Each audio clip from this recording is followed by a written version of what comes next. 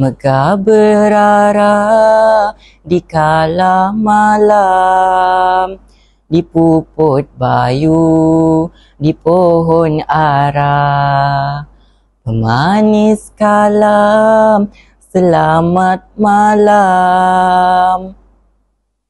Awal bismillah, pembuka bicara. Assalamualaikum warahmatullahi wabarakatuh. Nama diberi Muhammad Hafiz Iskandar bin Mokhtaruddin. Saya berumur 17 tahun.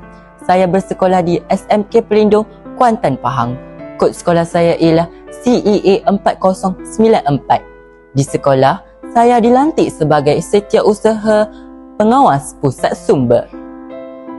Saya ialah penerima anugerah Nilam 4 bintang dan juga menerima anugerah amalan Sasiah Terpuji sebanyak 2 kali. Pada hari ini, saya ingin berkongsikan kepada rakan-rakan sebuah novel yang bertajuk Senyum yang Tersembunyi. Novel ini dikaryakan oleh Melanie, terbitan Iman Publication dan cetakan pertamanya pada bulan Februari 2024. Watak utama di dalam buku ini ialah Adlina.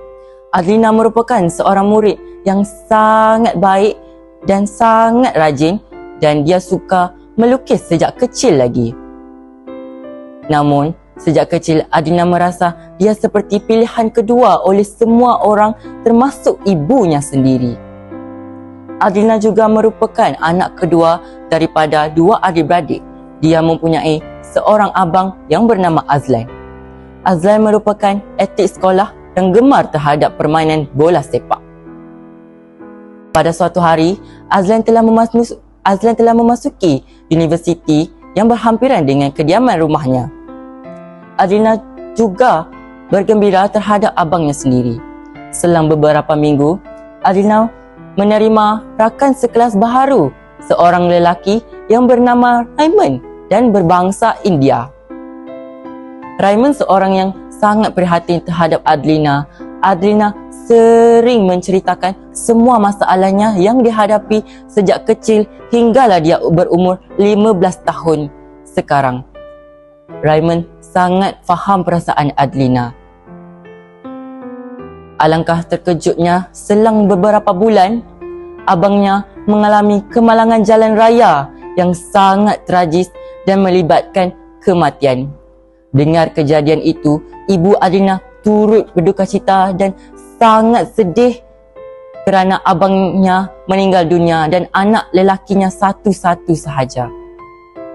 Adlina merasa bersalah terhadap dirinya kerana membenci abangnya sendiri.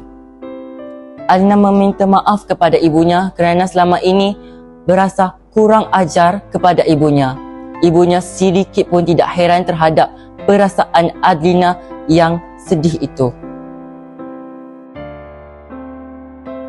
Beberapa bulan, Adlina telah didengarkan bahawa ayahnya untuk berpindah ke tempat baharu. Dia terpaksa berpindah sekolah. Pada suatu hari, Adlina pulang ke sekolah untuk mengambil beberapa barang yang tertinggal dan menjumpai Raymond. Dia senyum sahaja kepada Raymond. Setelah mengambil barang yang tertinggal, Adlina pergi tanpa berkata apa-apa. Setelah bertahun-tahun pergi, Adlina telah tamat pengajian dan bekerja di sebuah syarikat besar dan mewah.